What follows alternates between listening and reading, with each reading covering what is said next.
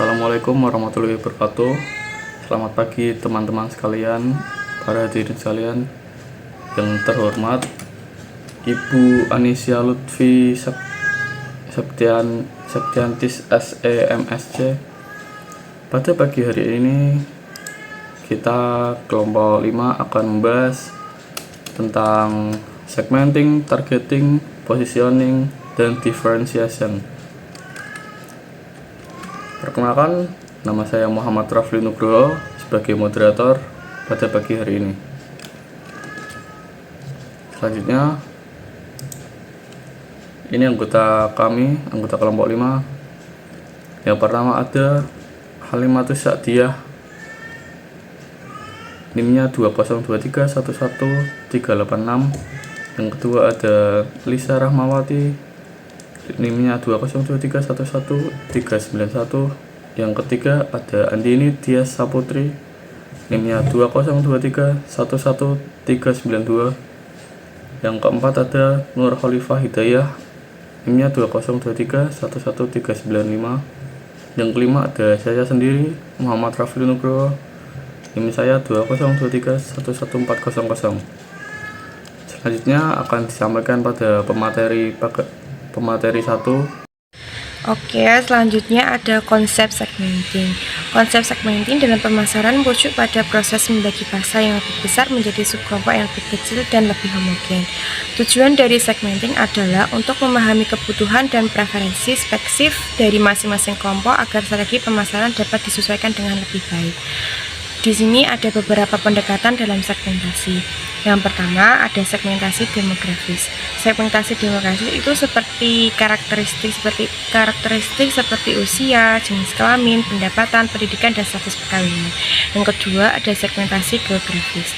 Segmentasi geografis ini seperti lokasi terus kayak negara, wilayah, dan kota. Yang ketiga ada segmentasi psikografis seperti nilai, sikap, kepribadian, dan gaya hidup konsumen.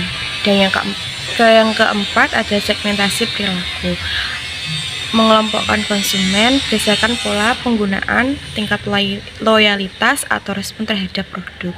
Dan yang terakhir ada segmentasi berdasarkan manfaat, fokus pada manfaat spesifik yang dicari konsumen dari produk. Oke, lanjut, ada faktor keberhasilan segmenting. Yang pertama ada kualitas data. Kualitas data ini seperti informasi yang akurat dan relevan mengenai pasar sangat penting untuk mengidentifikasi segmen yang tepat. Yang kedua, kebutuhan dan preferensi konsumen.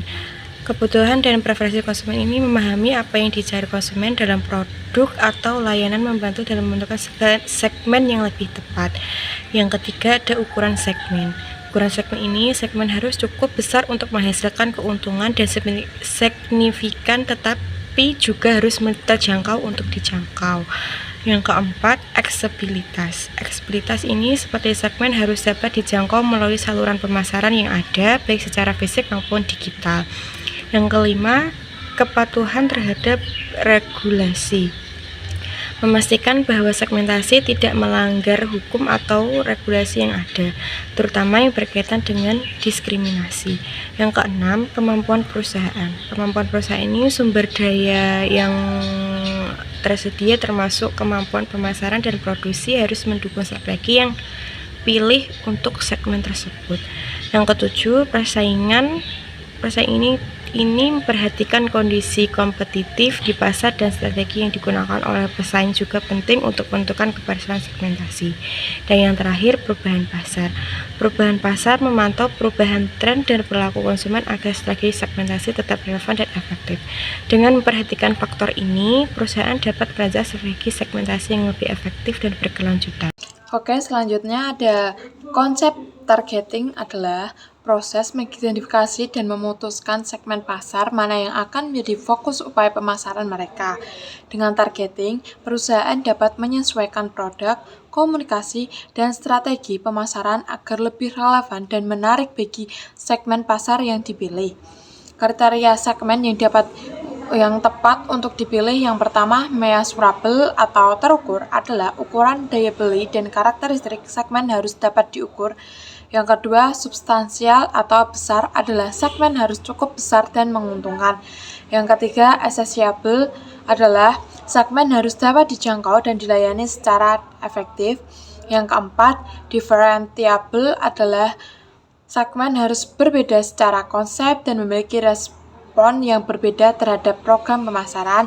Untuk yang kelima, ada essentiable adalah perusahaan harus mampu melayani segmen tersebut dengan baik. Oke, selanjutnya ada faktor-faktor yang mempengaruhi keberhasilan penerapan konsep targeting dalam pemasaran. Yang pertama ada pemahaman pasar, adalah pemahaman mendalam tentang kebutuhan, preferensi, dan perilaku konsumen dalam segmen pasar potensial sangat penting. Untuk yang kedua ada segmentasi yang tepat, adalah identifikasi kelompok konsumen dengan karakteristik serupa memungkinkan pendekatan pemasaran yang lebih efektif. Untuk yang ketiga ada sumber daya perusahaan, adalah keberhasilan tergantung pada ketersediaan anggaran, tenaga kerja, dan infrastruktur pemasaran yang memadai. Untuk yang keempat ada daya tarik segmen pasar, adalah segmen pasar harus cukup menarik dari segi ukuran, potensi, pertumbuhan, dan profitabilitas. Untuk yang kelima ada daya saing, adalah tingkatan persaingan dalam segmen yang dituju mempengaruhi strategi diferensiasi yang perlu dilakukan perusahaan. Untuk yang keenam ada kemampuan diferensiasi produk, adalah produk harus dibedakan dari pesaing untuk lebih relevan dan menarik bagi segmen yang ditargetkan. Untuk yang ketujuh ada teknologi dan data analitik, adalah teknologi dan data analitik membantu mengidentifikasi segmen secara akurat dan merancang kampanye pemasaran yang lebih efektif. Untuk yang ke-8 adalah kelanjutan jangka panjang, adalah segmen yang dipilih harus mampu memberikan nilai jangka panjang mencakup loyalitas pelanggan dan potensi pengembangan pasar. Selanjutnya yaitu ada konsep positioning. Konsep positioning adalah proses menentukan posisi suatu produk, merek atau perusahaan di benak konsumen dalam pasar yang kompetitif. Nah, tujuan utamanya adalah untuk membedakan produk atau layanan dari para pesaing dengan cara membangun persepsi konsumen yang kuat dan unik. Langkah-langkah dalam menyusun positioning itu ada 4. Yang pertama yaitu dengan menganalisis target pasar. Sebelum melakukan positioning, perusahaan harus memahami dengan baik siapa target market mereka.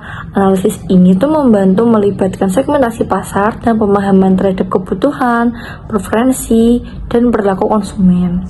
Yang kedua yaitu ada identifikasi kompetitor. Nah, di sini itu dalam artian mengetahui siapa kompetitor utama dan bagaimana mereka memposisikan produk mereka agar membantu dalam menentukan posisi unik yang bisa diambil oleh perusahaan. Lalu yang ketiga ada pengembangan keunggulan kompetitif. Perusahaan itu harus mengidentifikasi atribut produk atau layanan yang menjadi keunggulan kompetitif mereka. Ini tuh bisa berupa kualitas, harga, desain, layanan, pelanggan, atau aspek lain yang memberikan nilai tambah. Yang keempat itu ada komunikasikan dengan positioning.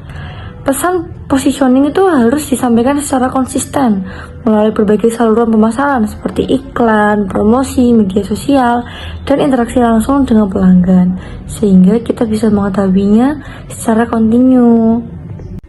Lalu kemudian ada faktor dalam penerapan positioning. Faktor dalam penerapan positioning itu dibagi ada 5, yaitu yang pertama kondisi pasar, yang kedua persepsi konsumen, ketiga kebutuhan dan preferensi konsumen, keempat perilaku kompetitor, dan kelima teknologi dan inovasi. Nah, jadi kalau kondisi pasar itu dalam artian kondisi pasar itu kan sangat mempengaruhi strategi positioning. Misalnya, pada saat pasar kompetitif banyak pemain, perusahaan itu harus lebih inovatif dalam menciptakan perbedaan. Nah, sebaliknya, kalau dalam pasar itu lebih stabil atau sedikit pesaingnya, nah perusahaan itu tidak bisa lebih fokus pada memperkuat citra atau kualitas produk. Lalu yang kedua yaitu mengenai persepsi konsumen. Nah, persepsi konsumen itu dalam artian bagaimana konsumen melihat produk atau layanan yang sangat krusial. Oleh karena itu, perusahaan harus memahami persepsi yang ada di pasar dan berupaya untuk mengubahnya jika diperlukan. Jadi persepsi ini tuh bisa dipengaruhi oleh reputasi merek, ulasan pelanggan, pengalaman pengguna, atau komunikasi pemasaran yang sebelum-sebelumnya. Lalu yang ketiga yaitu mengenai kebutuhan dan preferensi konsumen. Kebutuhan dan preferensi konsumen itu berubah seiring waktu. Nah, sehingga perusahaan harus tetap relevan dengan menyesuaikan positioning mereka. Inovasi produk atau penyesuaian fitur yang sesuai dengan tren tertentu bisa membantu perusahaan tetap kompetitif. Jadi kita harus update terus agar tahu tren-tren terbaru. Lalu yang keempat yaitu mengenai perilaku kompetitor. Perilaku kompetitor itu juga mempengaruhi positioning karena perusahaan harus selalu mempertahankan dan memperhatikan apa yang dilakukan oleh pesaing. Jika pesaing memperkenalkan inovasi baru, nah kita harus melakukannya juga, tapi dalam artian lebih unggul lagi atau melakukan lebih perubahan dengan signifikan. Perusahaan mungkin perlu menyesuaikan strategi positioningnya dan kita menyeimbanginya. Lalu yang kelima yaitu tentang teknologi dan inovasi. Teknologi yang berkembang cepat itu mempengaruhi bagaimana produk dikonsumsi atau dipasarkan. Nah, inovasi teknologi dapat memungkinkan perusahaan menawarkan fitur atau pengalaman baru yang dapat digunakan untuk memperkuat positioning mereka. Teknologi juga sangat mempengaruhi. Lalu selanjutnya yaitu ada penerapan positioning dalam pemasaran. Nah, di dalam penerapannya itu ada beberapa poin. Yang pertama seperti positioning berdasarkan harga. Produk itu dapat diposisikan berdasarkan harganya juga. Dalam artian apakah produk tersebut merupakan produk yang terjangkau atau tergantung dari kelas premium yang menawarkan kualitas yang eksklusif. Lalu yang kedua ada positioning berdasarkan penggunaan. Nah, beberapa produk itu diposisikan berdasarkan bagaimana atau kapan mereka digunakan. Jadi tergantung. Lalu yang ketiga ada positioning berdasarkan target pasar. Produk bisa diposisikan untuk kelompok demografis tertentu seperti remaja, ibu rumah tangga, atau profesional muda. Jadi tergantung produknya apa dan siapa yang menggunakannya. Lalu yang terakhir yaitu mengenai positioning berdasarkan nilai. Dalam artian lebih berfokus pada manfaat yang dirasakan konsumen seperti produk yang menawarkan manfaat kesehatan atau ramah lingkungan. Konsep differentiation. Menurut Kertajaya 2004, diferensiasi didefinisikan sebagai cara mengkonkretkan strategi pemasaran suatu perusahaan dengan segala macam aspek yang terkait di perusahaan yang membedakan dari perusahaan pesaing.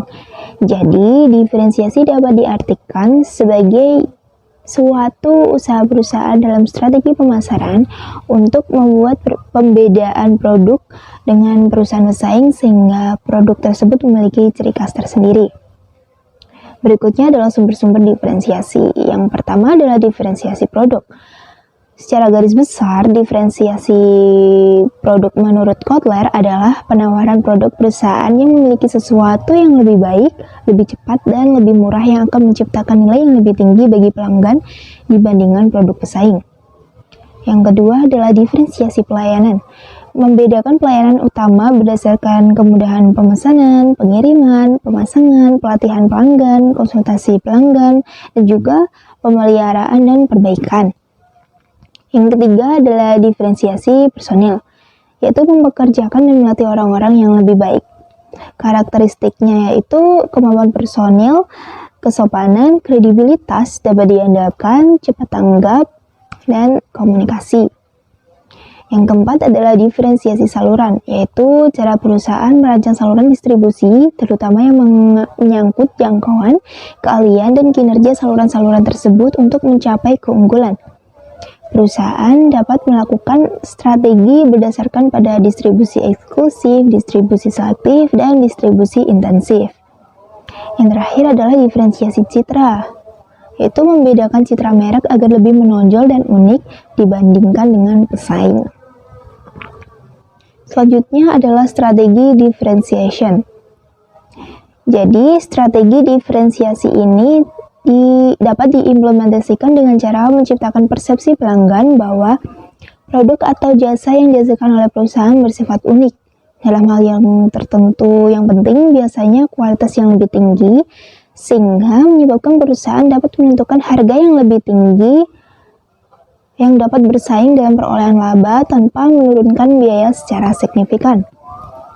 Strategi diferensiasi yang sukses haruslah strategi yang mampu menghasilkan nilai pelanggan, memunculkan persepsi yang bernilai khas dan baik, tampil sebagai wujud berbeda yang sulit untuk ditiru. Lalu ada kriteria diferensiasi. Yang pertama, tidak mudah ditiru pesaing. Hendaknya dibuat secara unik agar sulit untuk ditiru. Yang kedua adalah atribut penting, yaitu menunjukkan perbedaan suatu atribut yang dirasa penting, misalnya dengan kinerja mesin mobil atau desainnya. 3. Superior, memiliki banyak kelebihan dibandingkan dengan perusahaan lain. 4. Dapat dikomunikasikan, yaitu dapat berarti bahwa dapat dengan mudah dirasakan atau dibuktikan oleh konsumen. Yang kelima, terjangkau harganya. Lalu yang keenam, menguntungkan, karena walaupun diferensiasi membutuhkan biaya yang besar, namun harus tetap menguntungkan bagi perusahaan. Jadi kesimpulannya, strategi segmenting, targeting, positioning, dan differentiation merupakan rangkaian strategi pemasaran yang saling melengkapi. Segmenting membantu perusahaan memahami kelompok konsumen, targeting memfokuskan pada kelompok yang paling potensial, positioning menciptakan citra produk yang kuat di benak konsumen, dan differentiation membuat perbedaan bermakna dari pesaing. Keberhasilan strategi ini bergantung pada pemahaman mendalam tentang pasar, konsumen, dan kemampuan perusahaan dalam mengeksekusi strategi yang efektif. Demikian akhir dari presentasi kami kelompok 5 pada pagi hari ini. Terima kasih kepada para pemateri dan para hadirin sekalian yang berpartisipasi pada pagi hari ini. Terima kasih. Wassalamualaikum warahmatullahi wabarakatuh. Oh ya, selanjutnya kami buka sesi tanya jawab untuk para hadirin yang ingin bertanya. Silakan.